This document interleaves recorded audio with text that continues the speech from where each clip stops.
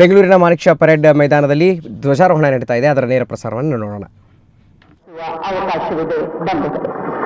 Ladies and gentlemen, the Honorable Chief Minister is now moving in the open jeep to review the parade, and thereafter he will be conducted back to the dais.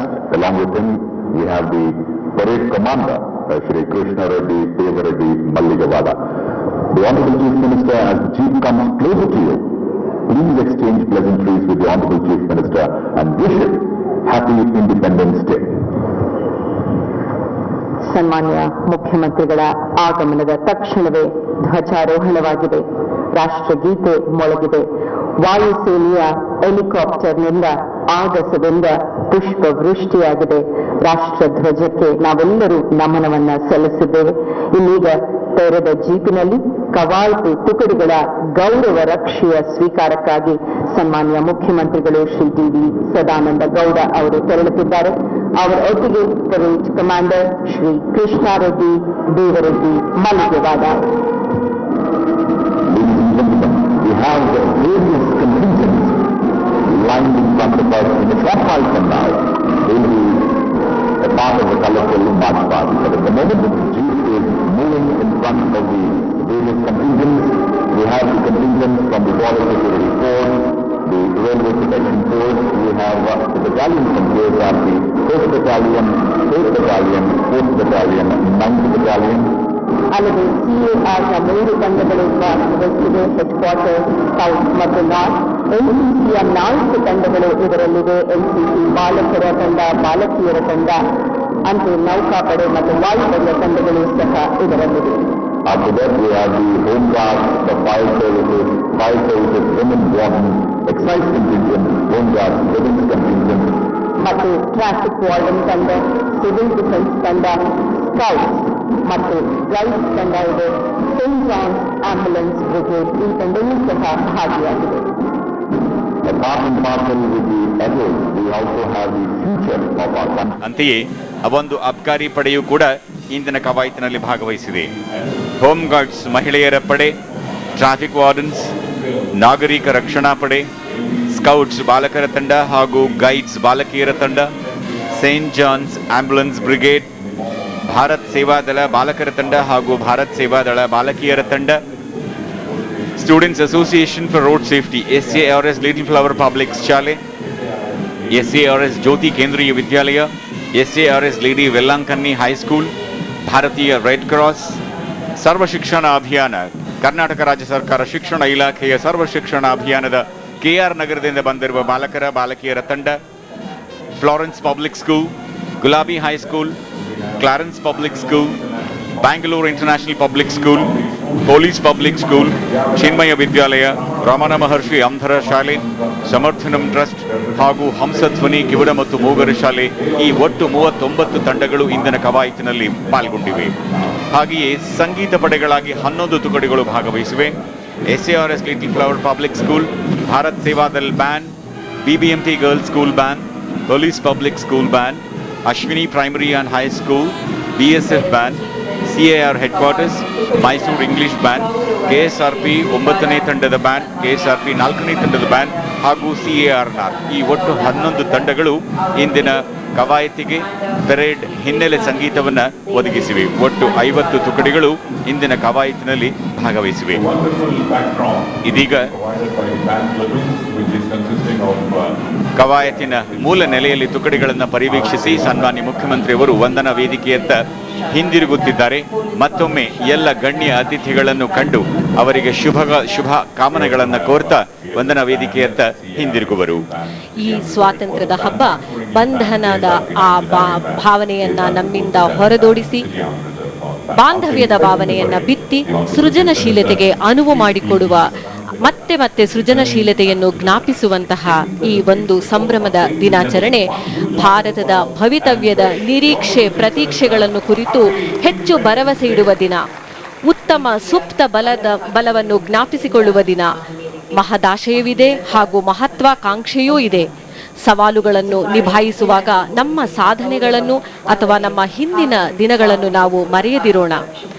ಸ್ವಾತಂತ್ರ್ಯ, ಸಂವಿಧಾನ ಮತ್ತು ಪ್ರಜಾಪ್ರಭುತ್ವಗಳು ನಿಂತಿರುವ ಸೂತ್ರಗಳು ಅಥವಾ ಬಹುಮುಖ್ಯವಾಗಿ ನಮ್ಮ ಭವಿಷ್ಯವನ್ನು ನಾವು ಮರೆಯದಿರೋಣ.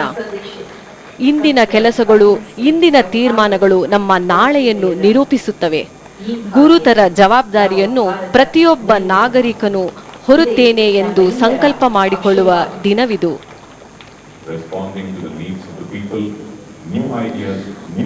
ಭ್ರಷ್ಟಾಚಾರ ನಮ್ಮ ರಾಷ್ಟ್ರದ ರಾಜಕೀಯ, ಆರ್ಥಿಕ, ಸಾಂಸ್ಕೃತಿಕ ಮತ್ತು ಸಾಮಾಜಿಕ ಜೀವನವನ್ನು ತಟ್ಟಿರುವ ಕ್ಯಾನ್ಸರ್. ಅದರ ನಿರ್ಮೂಲನೆಗೆ ಪ್ರತಿಯೊಬ್ಬ ನಾಗರಿಕನು ಮತ್ತೊಮ್ಮೆ ಸಂಕಲ್ಪ ಮಾಡಿಕೊಳ್ಳಬೇಕಾದ ದಿನವಿದು. ತಾವೀಗ ವರ್ಣರಂಜಿತ ವಂದನಾ ವೇದಿಕೆಯ ಪಾರ್ಶ್ವ ನೋಟವನ್ನು ನೋಡುತ್ತಿದ್ದೀರಿ.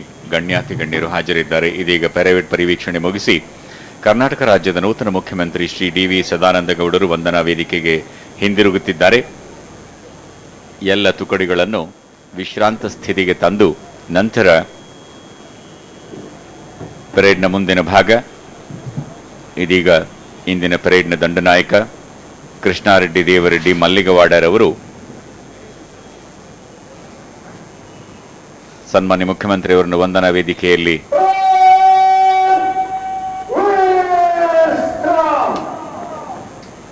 ಇದೀಗ ಸನ್ಮಾನ್ಯ ಮುಖ್ಯಮಂತ್ರಿಯವರ ಸ್ವಾತಂತ್ರ್ಯ ದಿನಾಚರಣೆಯ ಸಂದರ್ಭದ ಸಂದೇಶದ ಸಮಯ.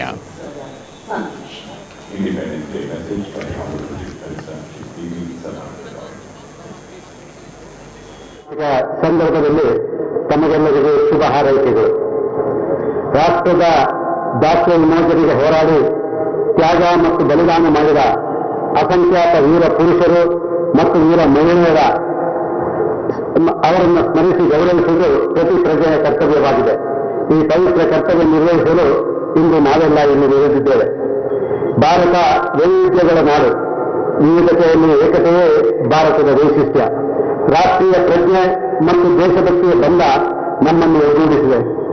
ಅತ್ಯಂತ ಪ್ರಾಚೀನ ಇತಿಹಾಸವುಳ್ಳ ಭಾರತ ಜಗತ್ತಿಗೆ ನೀಡಿರುವ ಕೊಡುಗೆಗಳು ಅಮೂಲ್ಯ. ಜ್ಞಾನ, ವಿಜ್ಞಾನ, ತಂತ್ರಜ್ಞಾನ ಮತ್ತು ಆಧ್ಯಾತ್ಮದ ಕ್ಷಿತಿಗಳಲ್ಲಿ ಭಾರತ ವಿಶ್ವದ ಧ್ರುವತಾರೆಯಾಗಿ ಬೆಳಗಿದೆ. ಇದು ಭಾರತೀಯರ ಹೆಮ್ಮೆ. ಪ್ರಸಿದ್ಧ ಜರ್ಮನ್ ವಿದ್ವಾಂಸ ಮತ್ತು ಚಿಂತಕ ಮ್ಯಾಕ್ಸ್ ಮಿಲ್ಲರ್ನ ಒಂದು ಮಾತು ಇಲ್ಲಿ ಉಲ್ಲೇಖಾರ್ಹ. If we are asked under what sky the human mind has fully developed some of its choicest gifts, has most deeply pondered on the greatest problems of life and has found solutions, I should point out to India. ಅನನ್ಯ ಕೊಡುಗೆಗಳನ್ನು ಜಗತ್ತಿಗೆ ನೀಡಿರುವ ಜೊತೆಗೆ ಕ್ಲಿಷ್ಟ ಸಮಸ್ಯೆಗಳಿಗೆ ಪರಿಹಾರಗಳನ್ನು ಭಾರತ ರೂಪಿಸಿದೆ ಎಂಬುದು Max ಮಿಲ್ಲರ್ನ ಈ ಮಾತುಗಳ ಸ್ಥೂಲ ಅರ್ಥ. ಭೂತಕಾಲ ಮತ್ತು ವರ್ತಮಾನದ ಸಾಧನೆಗಳ ಬಗ್ಗೆ ಸಂತಸ ಪಡುವುದರ ಜೊತೆಗೆ ಭವಿಷ್ಯದಲ್ಲೂ ಶ್ರೇಷ್ಠವಾದನ್ನ ಸಾಧಿಸಲು ಚಿಂತಕರ ಇಂತಹ ಸದಭಿಪ್ರಾಯಗಳು ನಮಗೆಲ್ಲರಿಗೂ ಸ್ಫೂರ್ತಿದಾಯಕ. ಸ್ವಾತಂತ್ರ್ಯೋತ್ಸವದ ಆಚರಣೆಯ ಈ ಸಂದರ್ಭ ನಾವು ವಿಶೇಷವಾಗಿ ನಮ್ಮ ಯುವ ಜನತೆ ಉತ್ಕೃಷ್ಟ ಸಾಧನೆಗೆ ಮುಂದಾಗಲು ಹಾಗೂ ಅಪಾರ ತ್ಯಾಗದಿಂದ ಸಂಪಾದಿಸುವ ಅಮೂಲ್ಯ ಸ್ವಾತಂತ್ರ್ಯವನ್ನ ನಿರಂತರ ರಕ್ಷಿಸಿಕೊಂಡು ಹೋಗುವ ದೀಕ್ಷೆ ತೊಡಲು ಸಕಾಲವಾಗಿದೆ ಎಂಬುದು ನನ್ನ ಅಭಿಮತ. ಯುವಕರು ರಾಷ್ಟ್ರದ ಸಂಪತ್ತು. ಕನಸು ಕಾಣುವ ಮತ್ತು ಕಂಡ ಕನಸನ್ನ ನನಸುಗೊಳಿಸುವ ಅದಮ್ಯ ಶಕ್ತಿ ಯುವಕರಲ್ಲಿದೆ. ಯಾವುದೇ ದುಶ್ಚಟಗಳಿಗೆ ದಾಸರಾಗದೆ ರಾಷ್ಟ್ರ ಕಟ್ಟುವ ಕಾರ್ಯದಲ್ಲಿ ಕಾಯ, ವಾಚ, ಮನಸ ತೊಡಗಿಕೊಳ್ಳಲು ಯುವ ಜನತೆ ಮುಂದಾಗಬೇಕು. ಯುವ ಶಕ್ತಿಯ ಸದ್ಬಳಕೆಗೆ ನಮ್ಮ ಸರ್ಕಾರ ಸದಾ ಸಿದ್ಧ. ಯುವ ಜನತೆ ಮುಂದಾಗಬೇಕು. ಯುವ ಶಕ್ತಿಯ ಸದ್ಬಳಕೆಗೆ ನಮ್ಮ ಸರ್ಕಾರ ಸದಾ ಸಿದ್ಧ. ಅವರಿಗೆ ಅಗತ್ಯ ತರಬೇತಿ ಮತ್ತು ದುಡಿಯಲು ಉದ್ಯೋಗ ಕಲ್ಪಿಸಲು ಪೂರಕವಾದ ಯೋಜನೆಗಳನ್ನು ನಮ್ಮ ಸರ್ಕಾರ ರೂಪಿಸಲಿದೆ ಎಂದು ಈ ಸಂದರ್ಭದಲ್ಲಿ ತಿಳಿಸಲಿಚ್ಛಿಸುತ್ತೇನೆ. ಕರ್ನಾಟಕದ ಜನತೆ, ನಮ್ಮ ಪಕ್ಷದ ನಾಯಕರು ಹಾಗೂ ಕಾರ್ಯಕರ್ತರ ಹಾರೈಕೆಯಿಂದ ಆಗಸ್ಟ್ 4ರಂದು ನಾನು ಕರ್ನಾಟಕದ ಮುಖ್ಯಮಂತ್ರಿಯಾಗಿ ಪ್ರಮಾಣ ವಚನ ಸ್ವೀಕರಿಸಿದೆ. ಸ್ವಾತಂತ್ರ್ಯೋತ್ಸವದ ತಿಂಗಳಲ್ಲೇ ಈ ಉನ್ನತ ಪದವಿ ದೊರೆತದ್ದು ನನಗೆ ಸಂತಸವನ್ನುಂಟು ಮಾಡಿದೆ. ಮುಖ್ಯಮಂತ್ರಿಯಾಗಿ ಇದು ನನ್ನ ಮೊದಲ ಸ್ವಾತಂತ್ರ್ಯೋತ್ಸವದ ಭಾಷಣವಾಗಿದೆ. ಇದು ನನ್ನ ಪಾಲಿಗೆ ಮರೆಯಲೇ ಆಗದ ಸಂದರ್ಭ. ಶಾಸಕನಾಗಿ ಮತ್ತು ಸಂಸದನಾಗಿ 1.5 ದಶಕದಿಂದ ಸಾರ್ವಜನಿಕ ಸೇವೆ ಮಾಡಿರುವ ನನಗೆ ಇದೀಗ ಮುಖ್ಯಮಂತ್ರಿ ಪದವಿ ದೊರೆತಿದೆ. ಈ ಅಧಿಕಾರವನ್ನು ಸೇವೆಗೆ ಮುಡುಪಾಗಿರಿಸಿ ನಾಡ ಬಾಂಧವರ ಋಣ ತೀರಿಸುವ ಸಂಕಲ್ಪ ತೊಟ್ಟಿದ್ದೇನೆ.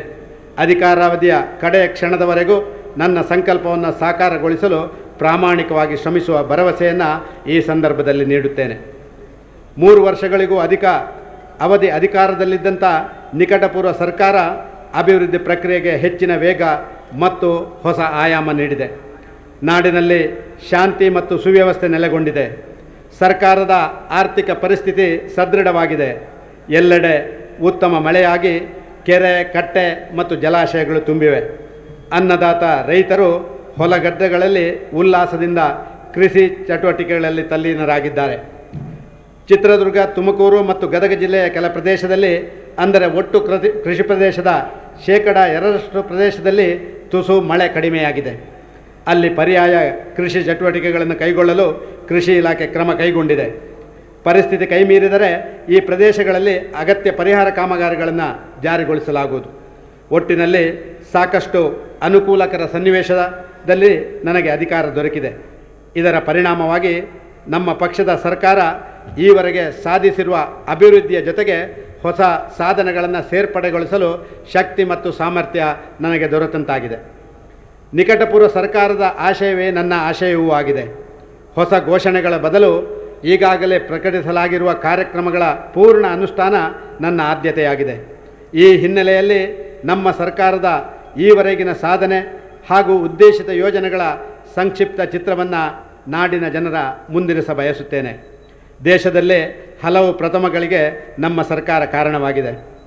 ಮೊಟ್ಟ ಮೊದಲ ಪ್ರತ್ಯೇಕ ಕೃಷಿ ಬಜೆಟ್, 1% ಬಡ್ಡಿ ದರದಲ್ಲಿ ಕೃಷಿ ಸಾಲ ನೀಡಿಕೆ, ಸುಮಾರು 6 ಲಕ್ಷ ಮಂದಿ ಹಾಲು ಉತ್ಪಾದಕರಿಗೆ ಪ್ರತಿ ಲೀಟರ್ ಹಾಲಿಗೆ 2 ರೂಗಳ ಪ್ರೋತ್ಸಾಹಧನ, 10 ಲಕ್ಷ ಮಂದಿ ಸಣ್ಣ ರೈತರಿಗೆ ತಲಾ 10,000 ರೂಗಳ ಧನ ಸಹಾಯ, ಸಾವಯವ ಕೃಷಿಗೆ ಒತ್ತು, ಭೂಚೇತನ ಕಾರ್ಯಕ್ರಮದ ಮೂಲಕ ಒಣ ಕೃಷಿ ಪ್ರದೇಶದಲ್ಲಿ ಸರಾಸರಿ 35% ಹೆಚ್ಚಳ, ದಾಖಲೆಯ 130 ಲಕ್ಷ ಟನ್ ಆಹಾರ ಉತ್ಪಾದನೆ, 3.5 ಲಕ್ಷ ಎಕರೆ ನೀರಾವರಿ ಸಾಮರ್ಥ್ಯ ಸೃಜನೆ ಇತ್ಯಾದಿ ಕೃಷಿ ಸಂಬಂಧಿ ಕ್ಷೇತ್ರಗಳಲ್ಲಿ ಸಾಧನೆ ಉಲ್ಲೇಖಾರ್ಹ. ಪಂಚಾಯತ್ ರಾಜ್ಯಗಳ